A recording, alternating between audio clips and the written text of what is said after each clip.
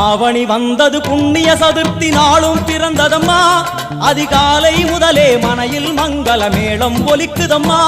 கஜமுகனின் வரவை காண குடும்பம் வாசலில் கூடுதம்மா மா கோலம் இட்டொரு மனை மேல் வந்தான் ஆரத்தியாகுதம்மா